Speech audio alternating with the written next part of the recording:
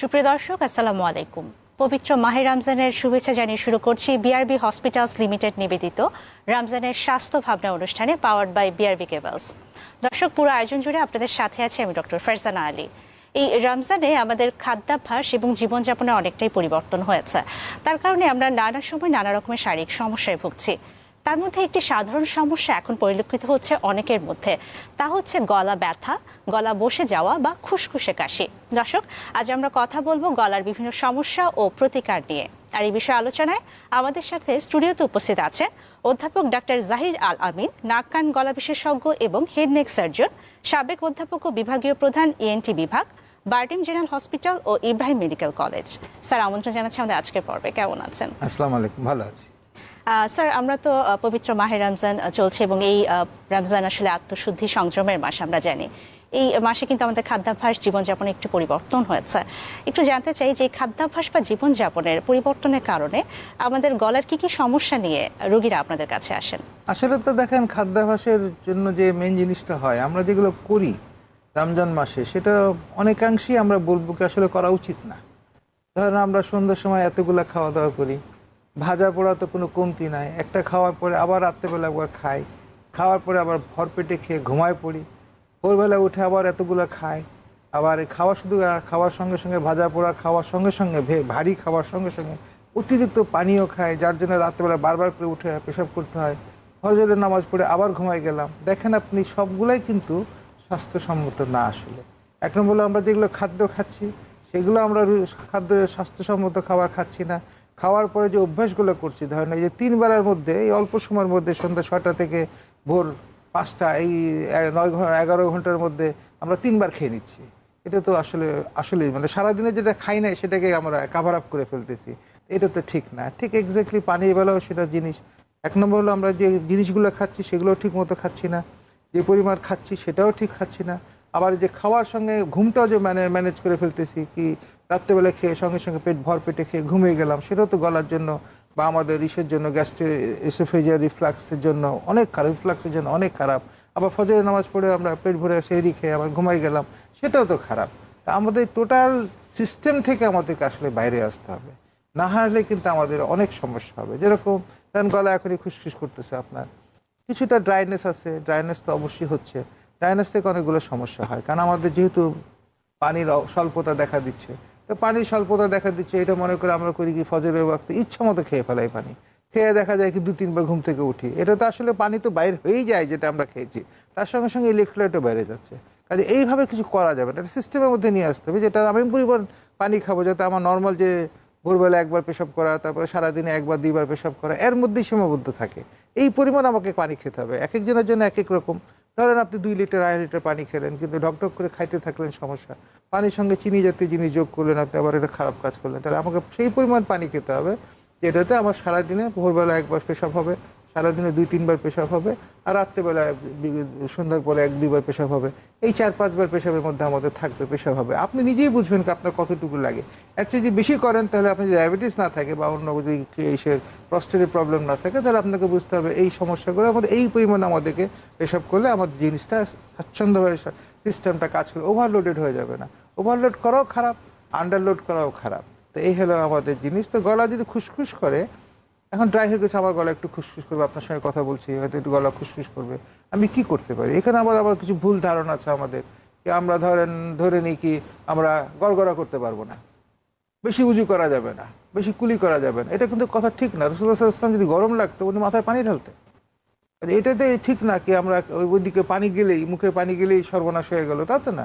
আমরা যে শ্বাসের মধ্যে যে বাতাস টানতেছি, সেই শ্বাসের মধ্যে বাতাসের মধ্যে প্রচুর পরিমাণে ময়েশ্চার আছে। এই ময়েশ্চারটা আমাদের শরীরে যাচ্ছে তো। কাজে আমাদের যে আমরা যদি নাও খাই, কিছু তো যাচ্ছে।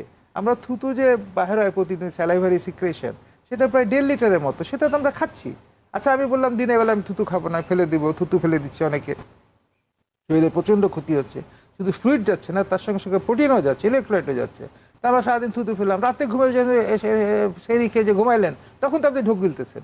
ঘুমের মধ্যে প্রত্যেকটা লোক 3-4 বার করে ঢোক গিলে ঘন্টায়, তাহলে এটা তো আপনি গিলতেছেন। কাজে এইটা সিস্টেম না, সিস্টেমটা কিন্তু এরকম না, ওভারডু করাটা ঠিক না। নর্মালি খান, আপনি নর্মাল করেন, আপনি পানি খান, গড়গড়া করেন। গড়গড়া আপনার যখন গলা খুসখুস করছে, আপনি কী করবেন? আপনি গড়গড়া করেন।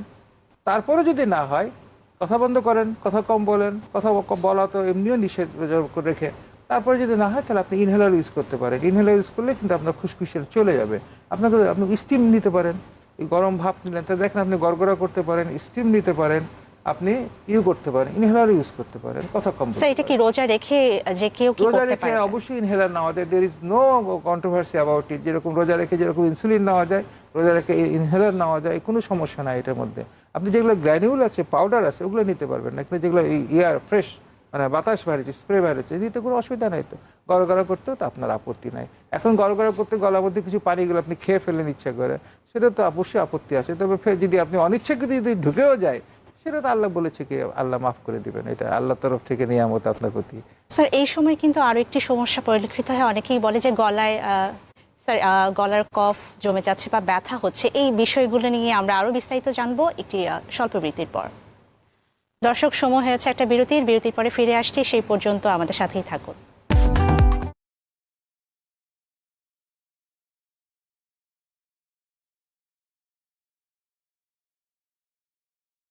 স্বল্প বিরতির পরে আরও একবার স্বাগত জানাচ্ছি বিআরবি হসপিটালস লিমিটেড রমজানের স্বাস্থ্য ভাবনা অনুষ্ঠানে পাওয়ার্ড বাই বিআরবি কেবলস। আমরা কথা বলছিলাম গলার বিভিন্ন সমস্যা ও প্রতিকার নিয়ে। আর এই বিষয়ে আলোচনায় আমাদের সাথে স্টুডিওতে উপস্থিত আছেন অধ্যাপক ডক্টর জাহির আল আমিন স্যার, নাক কান গলা বিশেষজ্ঞ এবং হেডনেক সার্জন, সাবেক অধ্যাপক ও বিভাগীয় প্রধান, ইএনটি বিভাগ, বারডেম জেনারেল হসপিটাল ও ইব্রাহিম মেডিকেল কলেজ।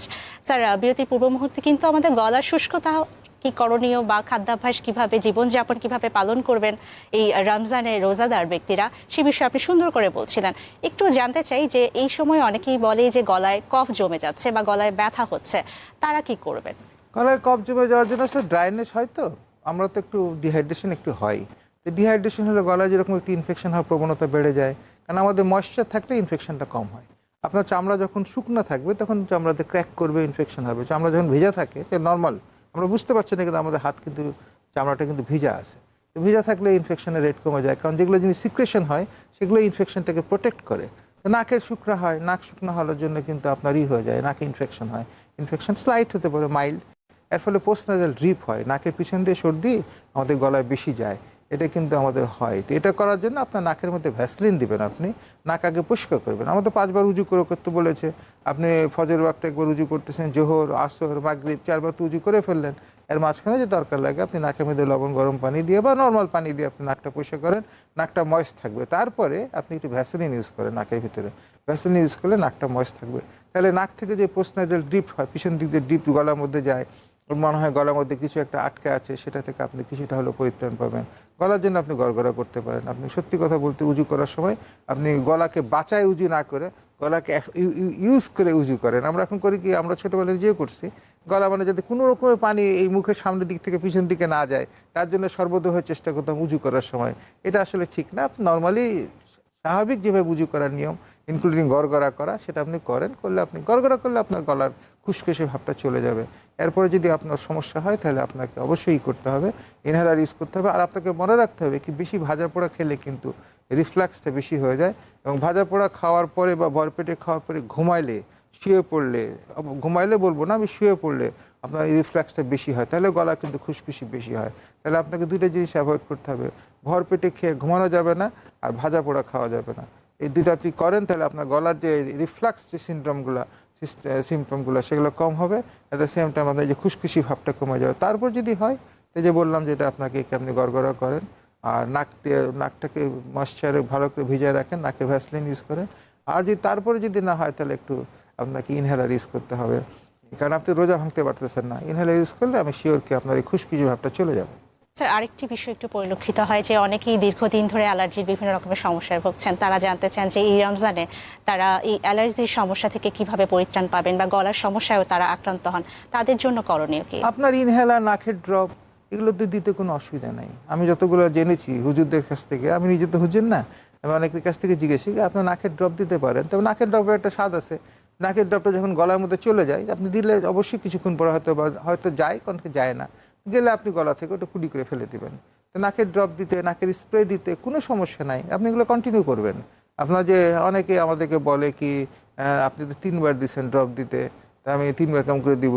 আপনি 3 বার সকালে ভোরবেলা দিতে পারেন, সন্ধ্যার সময়, আমাদের তো 12 ঘন্টা গ্যাপ, এখন আবার রাত্রেবেলা দিতে পারেন, অথবা সকালে দুপুরে সন্ধ্যার সময় দিতে পারেন। আমার মনে হয় 3বার ড্রপ দিলে কোনো অসুবিধা নাই। ঠিক সেরকম আপনি মনে করেন ভেন্টোলিন বা অ্যাজমাসল ইনহেলার নিচ্ছেন, 4বার নিচ্ছেন আপনি, 2 বেলা বাদ দিয়ে দিলেন না, নিলে অসুবিধা তো নাই। আসলে তো আমি বলছি অসুবিধা তো নাই। আমাদের যেগুলো বেসিক যেগুলো জিনিস বলা আছে সেটাকে করে স্বাভাবিক জীবনযাপন করতে হবে, তার অতিবাহিত করতে পারবে। এবং যারা বিভিন্ন রকমের অ্যালার্জির সমস্যার জন্য ইনহেলার নিচ্ছে বা স্প্রে নিচ্ছে তারা সেটাও নিতে পারবে এই রমজানে রোজা রেখে। স্যার, আরেকটি বিষয় একটু জানতে চাই যে অনেকেই দেখা যায় যে গলার যে কোনো সমস্যা হলেই নিজ থেকে কিছু পথ্য নিজেরাই খেয়ে ফেলেন, ওষুধপত্র।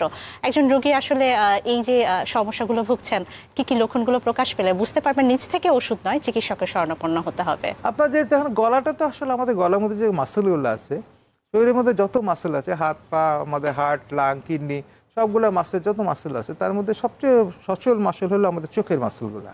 চোখের ভিতরে চারদিকে যে মাসেলগুলো আছে, তারপরে কিন্তু গলা। তো চোখে দিয়ে তো আমরা একরকম কাজ করি, দেখি এদিক ওদিক তাকাই, এর বেশি তো কিছু করি না। কিন্তু গলা দিয়ে দেখেন আপনি ফিস ফিস করে কথা বলছেন, আপনি উচ্চস্বরে কথা বলছেন, বক্তৃতা মারছেন ঘন্টার পর ঘন্টা, গান করতেছেন, রেওয়াজ করতেছেন, অনেক রকম কাজ করি। ফলে গলার যে ষড়যন্ত্রের যে মাসেলগুলো আছে এগুলো যদি আপনার একবার দুর্বল হয়ে যায়, কারণ কালকে আমার কাছে এক হুজুর আসলেন, খুব নাম করা একটা হুজুর, উনি বললেন কি না গলা কেরাত করার সময়, তারাবির নামাজ পড়ার সময় ওনার একটু সমস্যা হচ্ছে। তো সমস্যা তো হবেই, কারণ আপনি প্রাথমিক পর্যায়ে চিকিৎসা করতে হবে। আপনি যদি প্রথমে যদি ওই যে আপনার গলার যে আমাদের ষড়যন্ত্রের মাসেলগুলোকে যদি দুর্বল করে দেন বা ওকে যদি ফ্যাটিক করে দেন, তাহলে তো হবে না। তো এটার জন্য নিয়ম হলো আপনাকে, আপনি যখনই গলা আপনার সব বসে যাবে, একদম সবার জন্য প্রযোজ্য, আপনি কথা বন্ধ রাখেন। সেটা আপনি 1 ঘন্টার জন্য বন্ধ করতে পারেন, 1 বেলার জন্য বন্ধ করতে পারেন, 1 দিনের জন্য বন্ধ করে কথা বন্ধ করেন। কারণ আপনার গলা দিয়ে যখন আমরা কথা বলছি, শুধু কথা বলছি, প্রতি সেকেন্ডে ছেলেদের বেলা 150 থেকে 200 বার ভাইব্রেট করতেছে, আর মেয়েদের বেলা 200 থেকে 250 বার। মেয়েরা এখানে উপরে ছেলেদের চাইতে, তো এখানে আমরা বুঝতে পারছি এই ভাইব্রেট করছে। আপনি কথা বললে কিন্তু ওর উপর প্রচণ্ড চাপ পড়তেছে। আপনার যখন গলা বসে যাচ্ছে, আপনি টেক হোম বাসাদের মধ্যে আপনি যে করতে পারেন, আপনি কথা বন্ধ রাখেন। আপনি যখন 1 ঘন্টা বন্ধ রাখলেন, দেখে ঠিক হয়ে গেছে, হলো না। আপনি 1 বেলা বন্ধ রাখলেন, ঠিক হলো না। 1 দিন বন্ধ রাখলেন, 1 দিনে হলো না, 2 দিন বন্ধ রাখেন। এইটা হলো আপনার প্রথম কর, ততদিন না আপনার গলা ভালো আসতেছে। এবং আপনি যদি প্রাথমিক পর্যায়ে এটা ফলো করেন, প্রচুর পরিমাণে পানি যদি খান আপনি, আপনার যদি অন্য কোনো গলা খুশখুশি থাকে তার জন্য ইনহেলার বা কিছু ইউজ করেন, তাহলে আপনার গলা ষড়যন্ত্রটা সম্পূর্ণরূপে রিকভার করে যাবে। তারপরে যদি রিকভার না করে, তাহলে আপনি বাসায় যে আপনি হয়তো একটা অ্যান্টিবায়োটিকই কিনে খাইলেন লোকের কাছ থেকে, কিন্তু আপনি বারবার করে করতে থাকলে কিন্তু আপনি কিন্তু উপযুক্ত চিকিৎসা নিচ্ছেন না। আপনি ব্লাইন্ডলি চিকিৎসা নিচ্ছেন, আন্দাজে চিকিৎসা নিচ্ছেন। আন্দাজে চিকিৎসা নেওয়ার স্কোপ নাই। হাইলি সফিস্টিকেটেড যন্ত্র গলার মধ্যে আমাদের বসে আছে। এখন যদি আপনি না হয়, আপনি 1 বার 2 বার চেষ্টা করেন, দেখলেন কি না হচ্ছে না, আপনার সমস্যা হচ্ছে, তখন কিন্তু আপনাকে অবশ্যই বিশেষজ্ঞের কাছে যেয়ে আপনার ষড়যন্ত্রটা চেক করতে হবে। তবে আগে কথা বন্ধ করতে হবে, এটা হলো সত্যি কথা। স্যার, আলোচনায় ফিরবো, আরো একটি বিরতির সময় হয়েছে। দর্শক, বিআরবি হসপিটালস লিমিটেড নিবেদিত রমজানের স্বাস্থ্য ভাবনা পাওয়ার্ড বাই বিআরবি কেবলসে নিচ্ছে আরো একটি স্বল্প বিরতি। ফিরছি বিরতির পর, সেই পর্যন্ত সাথেই থাকুন।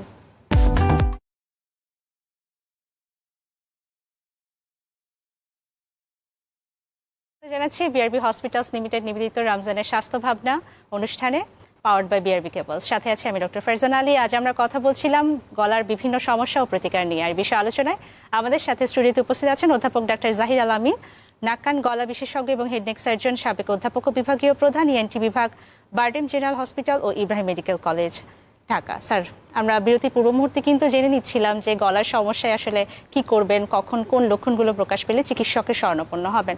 টনসিলের সমস্যা কিন্তু পরিলক্ষিত হয়। এই টনসিলের সমস্যায় যারা ভুগছেন তারা কি করবেন বা তাদের জন্য কিভাবে চিকিৎসা দিচ্ছেন? টনসিলের সমস্যা বাচ্চাদের জন্য তো হতেই পারে। তো বাচ্চাদের তো আর রোজা নাই, ওদের 7-8 বছর। টনসিলের অসুখটা কিন্তু বাচ্চাদের বেলা হয়ে থাকে 5-7 বছর, 7-8 বছর পর্যন্ত। এদের তো আসলে রোজাই নাই। তারপরে যখন অ্যাডাল্টের সঙ্গে জন্য টনসিলের সমস্যাটা আমরা এখানে ভুল করি। অ্যাডাল্টের যদি টনসিল সমস্যাটা ছোটোবেলা থেকে ক্যারি অন করে, ওটা যদি চিকিৎসা ঠিক মতো না নেয়, তাহলে অ্যাডাল্টদের টনসিলের সমস্যা হয়। অ্যাডাল্টদের সাধারণত অ্যাজ সাচ টনসিলের সমস্যা শুরু হয় না। যেটা আমাদের অ্যাডাল্টের যে গলা ব্যথাটা হয়, এটা বেশিরভাগ ক্ষেত্রেই ফ্যারিঞ্জাইটিস। একটা অপ্রাসঙ্গিক হলেও বলে রাখি, ফ্যারিঞ্জাইটিসে যদি আপনি টনসিল অপারেশনটা করে ফেলেন, তাহলে কিন্তু সমস্যা কোনো অংশে কমে না, বেড়ে যায়। কাজে যে কোনো গলার সমস্যার জন্য আপনি মানে সেফলি আপনি গড়গড়া করতে পারেন। বাচ্চারা আবার গড়গড়া করতে পারবে না, তো রোজাও নাই। আপনি গরম কিছু খেতে পারেন, গরম চাটা খেতে পারেন, বাচ্চাদেরকে গরম পানি দিতে পারেন। গরম চা খেলে খারাপ না, বাচ্চাদেরকে আমরা চা দিই না, কিন্তু আসলে দুধ চিনি ছাড়া চা দিলে এটা কিন্তু শরীরের জন্য অ্যান্টিঅক্সিডেন্ট খুবই ভালো। আমাদের দেশে একটা কমন ফ্যালাসি আছে কি, ছোটো বাচ্চাদেরকে চা দেওয়া যাবে না। হ্যাঁ, দুধ চিনি মিশায় চাটা দিতে পারবেন না, ওটা আপনার চা ধ্বংস করে দেয়, আপনার চায়ের আসল কার্যকারিতা নষ্ট হয়ে যায়। দুধ চিনি ছাড়া যদি আপনি চা দেন, বাচ্চাদেরকেও দিতে পারেন, কেন বাচ্চারা খেতে পারবে না, তারাও খেতে পারবে, এবং এটা শরীরের জন্য অত্যন্ত অত্যন্ত অত্যন্ত ভালো বলেই আমি মনে করি। তো এই জিনিসটা যদি আপনি করেন, গড়গড়া করলে অনেক সমস্যাই চলে যায়। তারপরে না হলে আপনি ব্যথার ওষুধ প্যারাসিটামল দিতে হবে। এখন রোজা থাকলে প্যারাসিটামল তো নিতে পারবেন না, খেতে পারবেন না, আপনি সাপোজিটরি দিতে পারেন, আপনি ইনজেকশন দিতে পারেন। ইনজেকশন সেটাই নিষিদ্ধ যেটার মধ্যে আপনার খাবার আছে, মানে গ্লুকোজ আছে বা পানি আছে।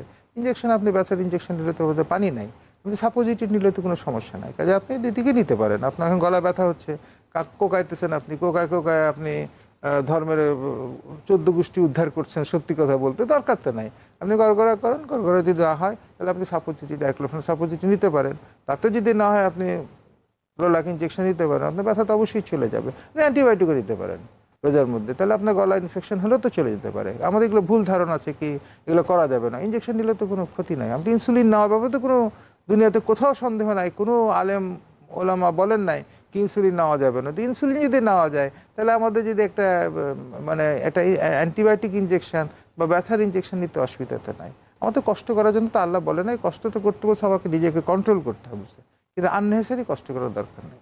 স্যার, অনেকে কিন্তু বারবার মানে দেখা যায় যে টনসিলের সমস্যায় ভুগছেন, ওষুধ নিচ্ছেন, আবারও টনসিলে আক্রান্ত হচ্ছেন, তাদের জন্য করণীয় কি? টনসিল সমস্যা ওষুধ যদি বারবার করে যদি আমাদের হিসাব আছে কি প্রতি বছর 4-5 বার যদি ইনফেকশন হয়, পরপর 2 বছর যদি ইনফেকশন হয়, অথবা টনসিলের প্যারামিটারগুলো এএসও ইএসআর এগুলো বেড়ে যায়, বা টনসিলের জন্য অন্য সমস্যা হয়, শ্বাসের সমস্যা হয়, খেতে সমস্যা হয়, রাত্রে নাক ডাকে, এই রোগীগুলোর জন্য অবশ্যই আমরা টনসিল অপারেশনটাকেই সাজেস্ট করি। কারণ টনসিল অপারেশন করলে তো অ্যাজ সাচ কোনো সমস্যা হওয়ার কথা না।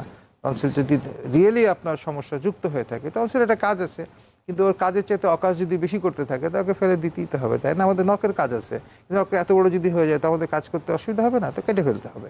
চুলের একটা কাজ আছে, চুলে একটা লিমিট পর্যন্ত কাজ আছে, চুল এত বড় হয়ে যায় আমাদের যদি সমস্যা করে তাহলে চুল আমরা কাটবো না। তো এটি হলো জিনিস, যে কোনো জিনিসই পরিমাণ মতো থাকতে হবে।